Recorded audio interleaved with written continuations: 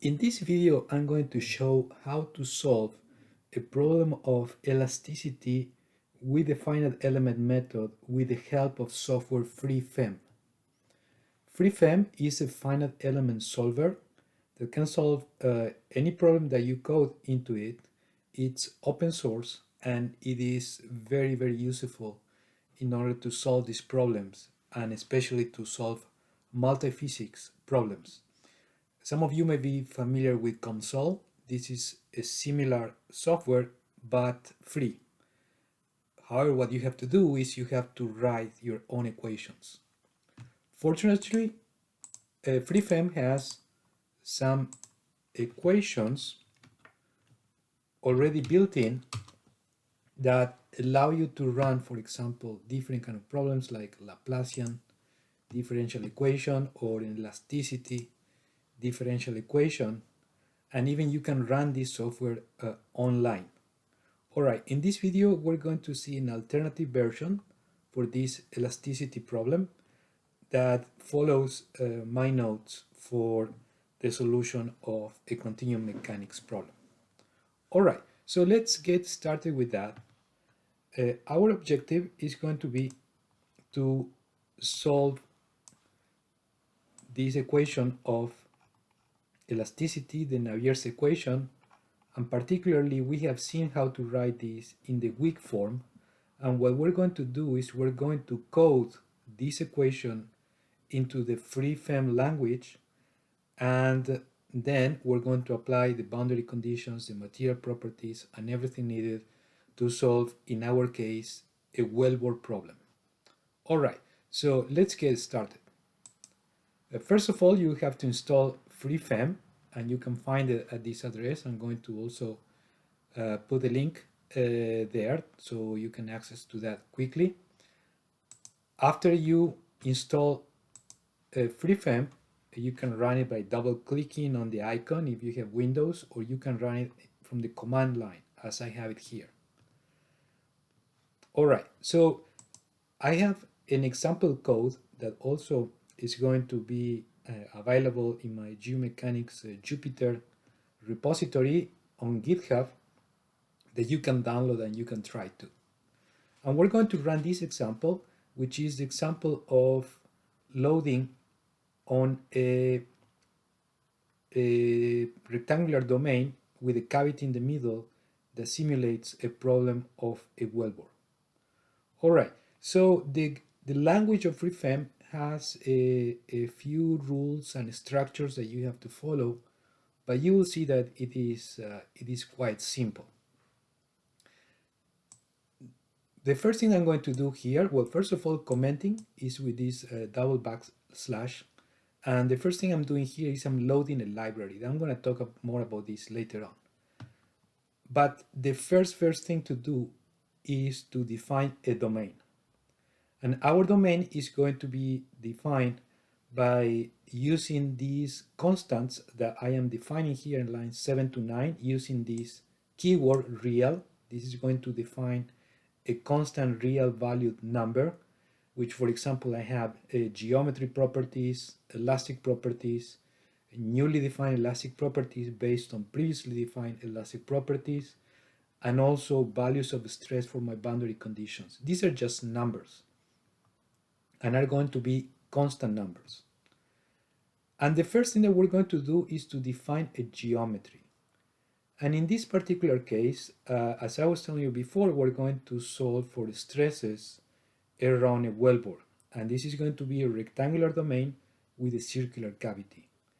The definition of a domain is done through what are called borders.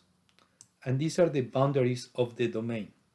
In this case, I define 5 borders, which are named right, top, left, bottom, and well. And these are right, top, left, bottom, and well.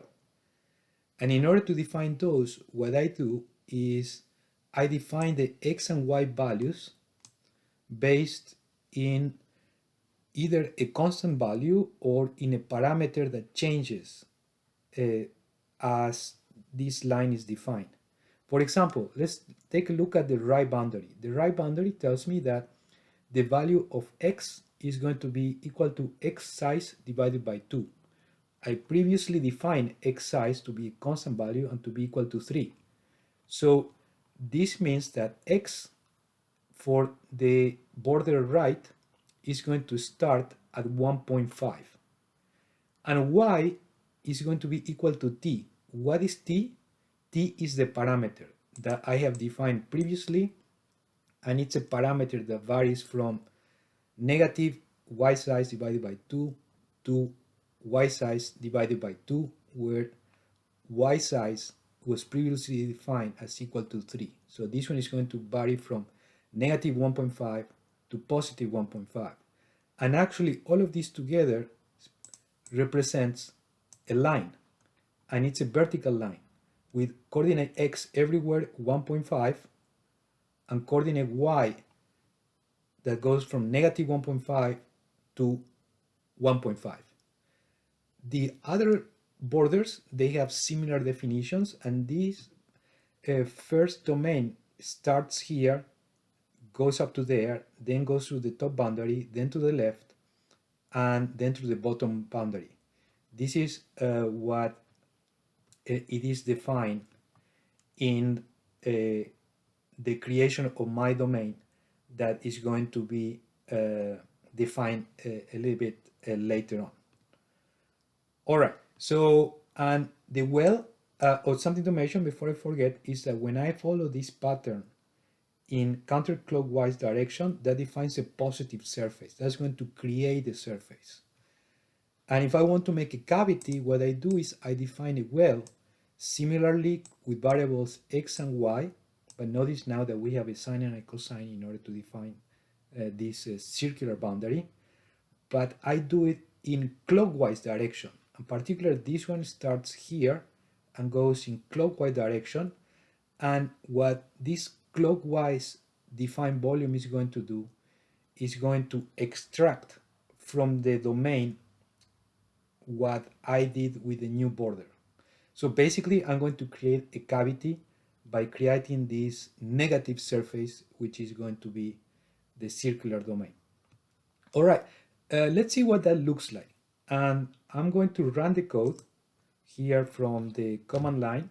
What you have to do after you install FreeFEM, then you have to type FreeFEM++. That's going to call the software, and then space and the name of the file that you want to run. And in my case, this is my file. And I'm just going to press enter.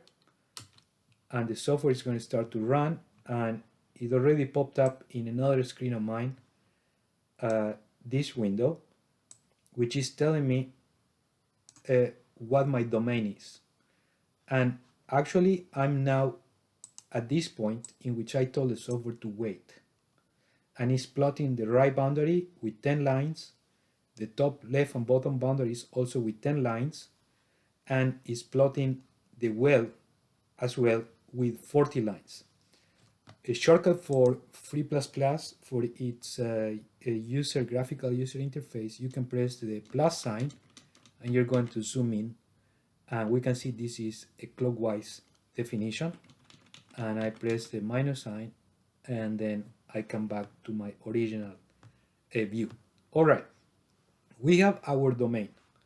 The next step is going to be to use that geometry to actually create a mesh and the solvable space that we're going to use in order to solve our differential equation. And this is going to be done through this command, build mesh, and I'm going to give it a name, which in this case is omega. And I'm going to build this mesh such that on the outer boundaries, right, top, left, and bottom, I'm going to have 20 elements, and on the well, I'm going to have at least 50 elements. And I'm going to press enter on the FreeFEM software, and this is going to wait here too. So let me go ahead, press enter. That's a mesh. And as we defined before, we're going to have 20 elements because I defined n as 20 over here. You can change this to whatever you want. 20 elements and 50 elements on the well. We want more elements on the well because that's going to be actually a surface which is curved, and I'm approximating that with linear segments, and most of the stress change is going to happen near the well. So I want a very fine mesh around this area because that's where my changes are going to be. All right, so let me come back to the model, and now it's waiting for me to continue. The next thing I'm going to do in the code is to define the finite element spaces. And these are going to be basically our solutions in terms of displacements, or later also as stresses. Here I am defining the displacement as a linear shape function. That means that the displacement within an element is going to change linearly from node to node, and the stress is just going to be one value for each element. And from this class of finite element spaces, I'm going to have two for the actual displacement, two for the virtual displacement, and three for the calculated stresses. Here we're going to go under the assumption or definition that direction 1 is going to be direction x, and direction 2 is going to be direction y. All right, so the next step, it's before we actually go into solve our equation, we have our domain, we have our mesh. Before we define our actual problem, we're going to define two functions which are going to make the writing of the equation a little bit shorter and a little bit easier. And this is the definition for strain and the definition for stress. Strain, here defined as E, is going to depend on the displacement in direction x and displacement in direction y. In this case, we're going to simplify this problem to a 2D problem, and this 3D problem that we have over here, we are just going to have displacement in direction 1 and 2, and therefore just we're going to have the strains in direction 1, in direction 2, and we're going to have a shear strain only in direction 1, 2. The other strains are going to be equal to 0. This is what is called a plane strain problem. All right, so let's continue with the problem. Then it's a 2D problem. The derivative with respect to x of the first displacement, or the displacement in direction x, is going to be epsilon xx, and so on for the rest of the definitions for all the strains. You see, these are equations we have already seen before. For stress, the stresses are going to be function of the constitutive parameters lambda and g, which are the Lamé parameters and come from this stiffness matrix, and are a function of the strains, which are previously defined before. So here I have, for example, the first element is going to be the stress in direction xx, the second and the third one are going to be shear stresses, and the fourth is going to be the stress in direction yy. All right, notice that all of these two, strain and stress, I have written those as vectors with 4 elements. This is going to be needed later on because, well, for example, it's used already here. You see, in here, I'm calling the strain vector for the position number 1, or element number 1. Element number 1 is this one. The first one, following also the notation with C++, is element number 0, number 1, number 2, and number 3. All right, so we have our strains, we have our stresses. The next step is to define the equations. And here, this is how you do. The keyword is to call this a problem, and I named it elasticity, where I'm looking for the solution of the actual displacements and the virtual displacements. Eventually, I don't need those virtual displacements. I just care about the actual displacements. And this is going to be as, let me bring our equation so we see the similarities with what we wrote before. This is the weak form of the solution, and let me move it over here. This is going to be the integral, in this case in 2 dimensions because we have a 2 volume, over the domain omega of the stress based on actual displacements, this one, tensorial product with the strains, which are based on the virtual displacements, and that plus or minus the boundary conditions. Let me start first with this term. These are the stress boundary conditions. I'm moving this one to the left hand side, so it's going to go with the negative sign. And here I have the integral in 1D of the on the domain omega on the boundary right, and notice that this is the integral on the border, on the surface of the element, of the stress times the virtual displacement in direction 1. And this is the stress x that I defined as a boundary condition.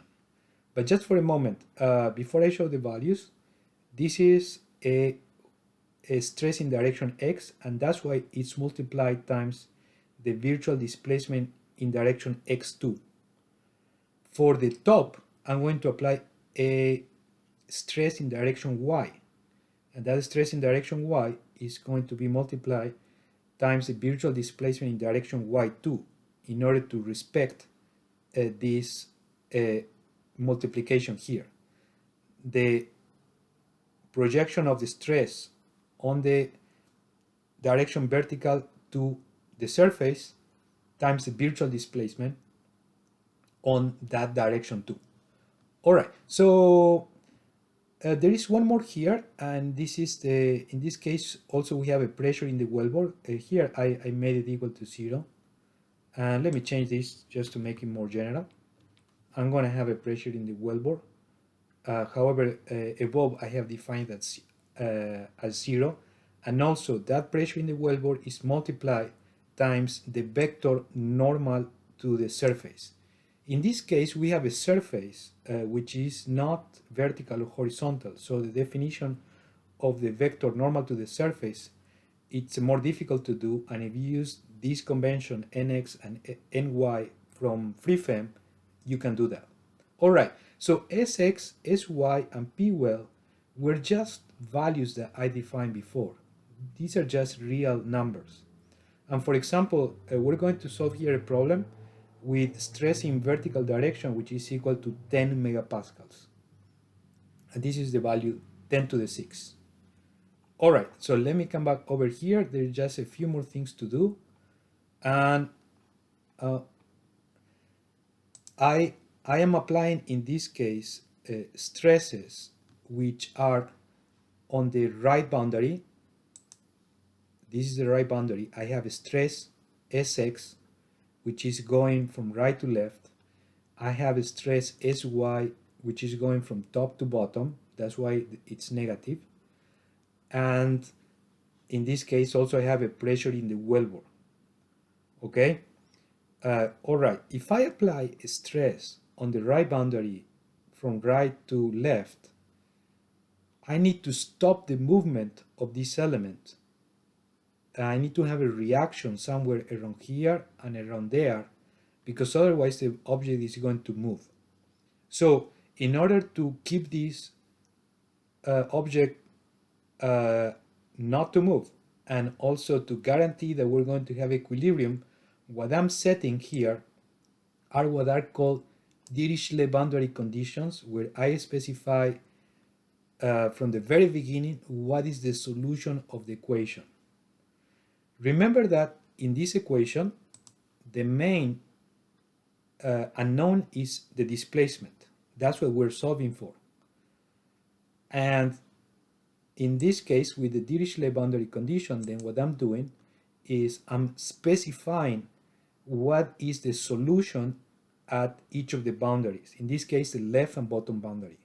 What I'm saying, for example, with this line over here is that the displacement on the left boundary on direction x is going to be equal to 0. And with the second line, I'm saying that on the bottom boundary, the displacement in direction y is going to be equal to 0.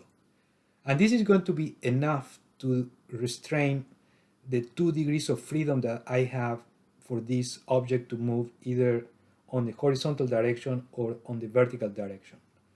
Notice that I haven't fixed, for example, for the left boundary, what is the displacement in direction y or in vertical direction, because I'm not going to define that, because I'm going to allow this solid to compress in direction y and to compress in direction x along these boundaries. The only thing I'm doing here is I'm defining just that it's not going to move, this boundary is not going to move to the left, this boundary is not going to move to the bottom or up or down.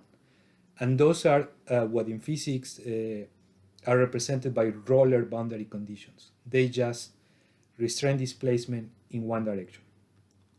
All right, so my code actually has already solved the problem, and we're going to see the solution in a bit. Let me bring back this part, and the next part of the code is just calling the problem and solving the system.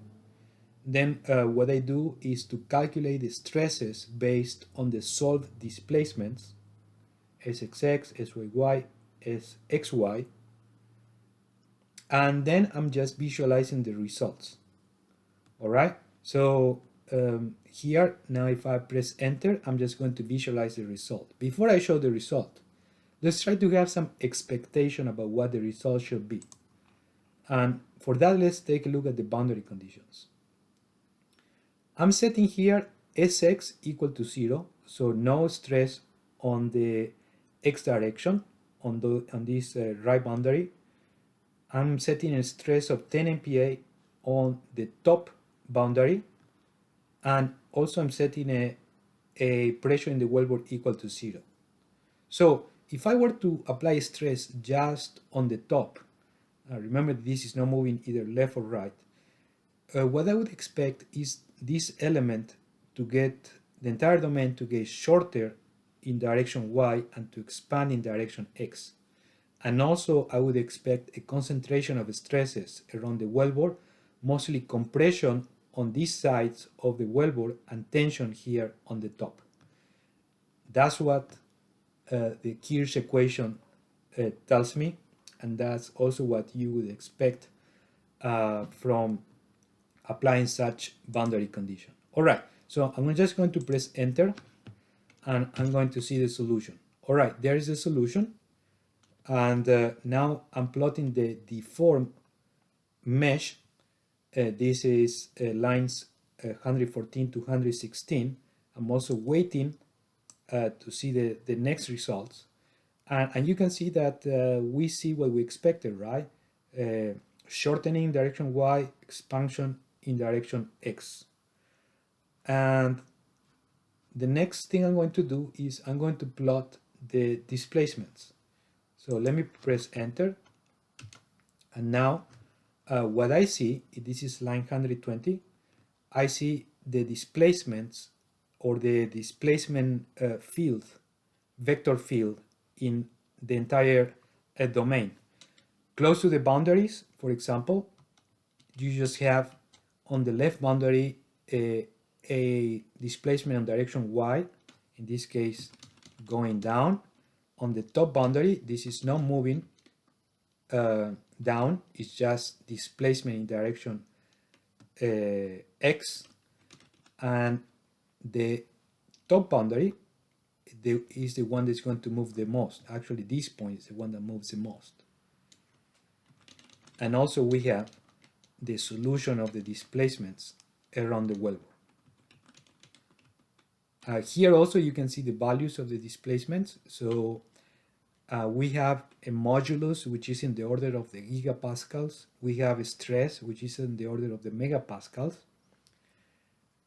The stress divided by the Young modulus gives you the strain, and the strain times the size of the domain is going to give you the displacement. So these displacements are relatively small, in the order of millimeters. And the next thing I'm going to do is I'm going to plot the stresses. And this is going to be line 121. This is the solution of stress in direction X. And let me go to the next one, which is a little bit easier to understand. And it's the stress in direction Y. Stress in direction Y is this one. And what I see is that, for example, on the top boundary, I should have about 10 megapascals.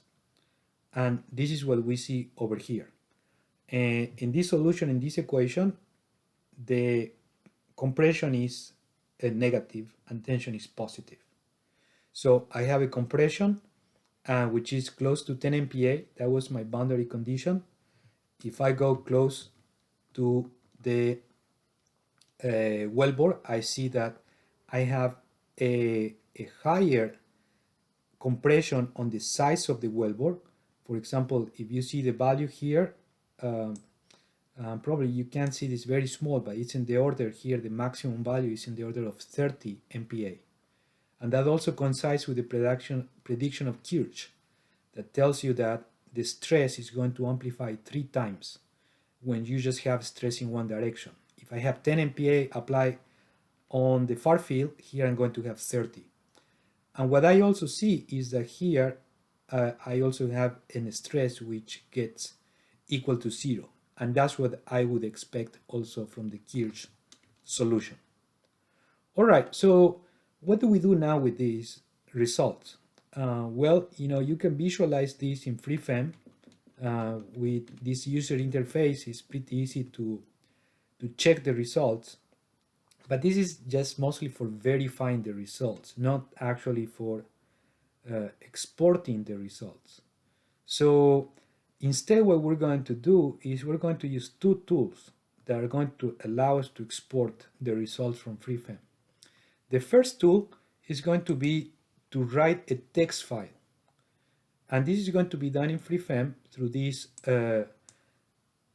function, offstream, in which you can create a file, a text file, based on what you want to output. For example, here, what I do is I create a for loop that defines a line with coordinates x and y. And notice that the definition here of this line is just varying in direction x, and it's not varying in direction y, because it's always multiplied by 0. So that's going to be a line actually that's going to cut the domain through here. And in this line, I'm going to export SXX. Well, first I'm going to export actually the coordinates x and y, and then sigma xx, sigma yy, and sigma xy on those coordinates. And when you do that, FreeFEM is going to write a file which is going to be in the same folder in which you actually run your code. And let me find it. It's going to be, I'm getting there. All right, so this is my directory, for example. Here I have my FreeFEM files, and this is the file that was created just a few minutes ago. And I'm going to open this here with my Notepad++ software. I'm going to visualize this as if it were C++. And here I have coordinate x, coordinate y, value of SXX, let me check. It was sigma xx, sigma yy, and sigma xy. And now with all this data, what I can do is I can export this. You can plot it with Python. You can plot it with Excel. Oh, I didn't want to do that. All right, I think I already copied this. So let me try.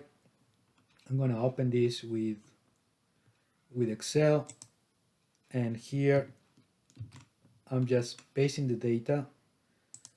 We're going to have to convert this and use the limited, yes, comma, finish, and now I can plot my stresses along this line. So let me do this, and I'm going to choose a scatter plot, and I'm going to plot SYY, which, if I remember correctly, was this one. And this is what I get. And this is what you should expect, right? As you go closer to the wellbore, your compression increases. And this is SYY plotted in the y-axis. In the x-axis is the coordinate x. And let me compare this with this plot. So now I have exported, and I'm looking at SXXYY along a line like this. And as I get closer to the wellbore, then my compression increases. And if I had a finer mesh, this would look more symmetric, because it should be the same on both sides. And inside the domain, actually I have nothing, so that goes to 0. But this is the actual solution, this and that. All right, so I can get away by with plotting the results along a line with this tool. And if I wanted to export this in 2 dimensions, what I recommend is exporting that as what is known a VTK file.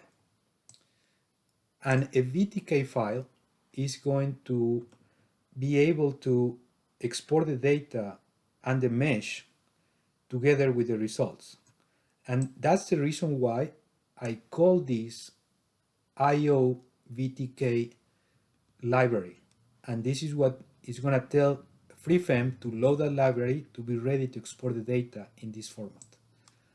And at the end, with this command, save VTK, you give the name of the file, you say which domain you're going to export, and what you're going to export. For example, here I'm exporting, the first thing is a vector field with displacement in direction x, displacement in direction y, displacement in direction z.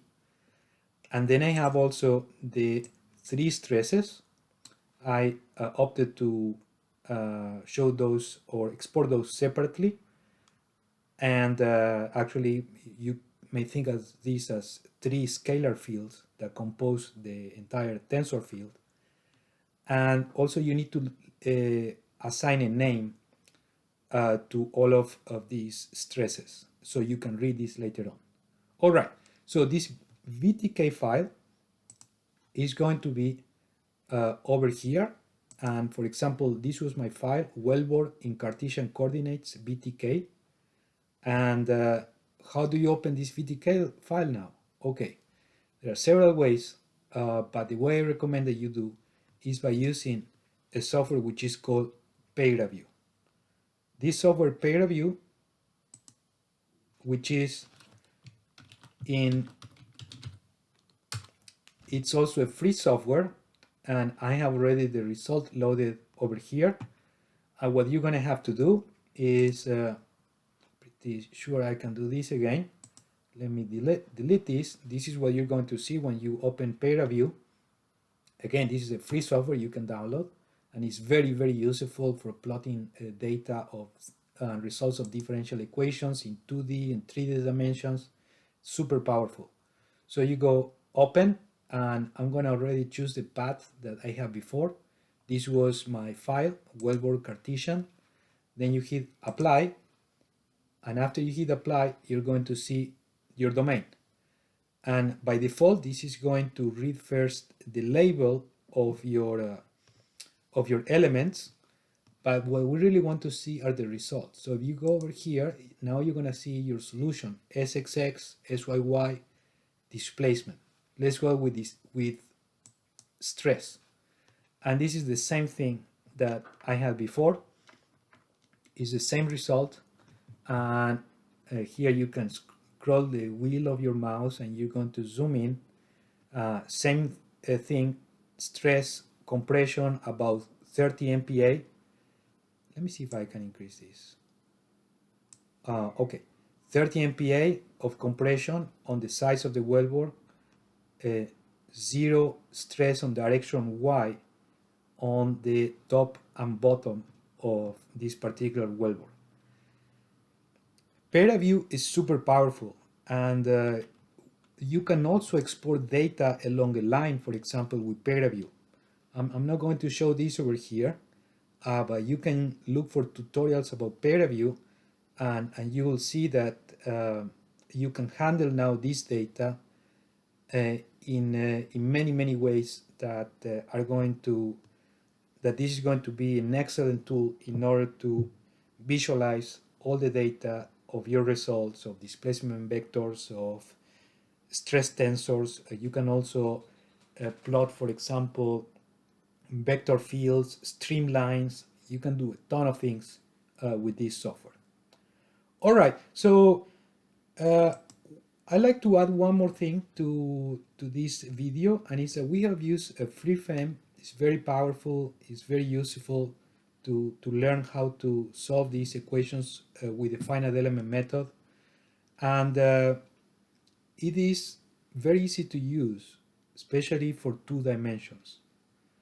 For 3 dimensions, it gets a little bit more complicated, and what I recommend for 3 dimensions is that you use this other software, which is called the FEniCS project, and it's a very similar software to FreeFEM.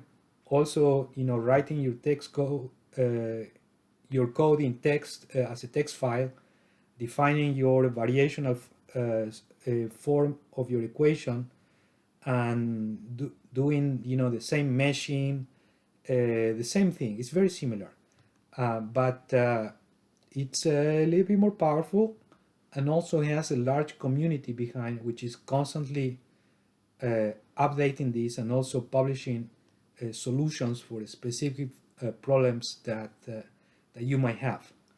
It is just a little bit more difficult to install, and it's optimal to run this from a Unix operative system. That's why I haven't explained this one in my tutorial video.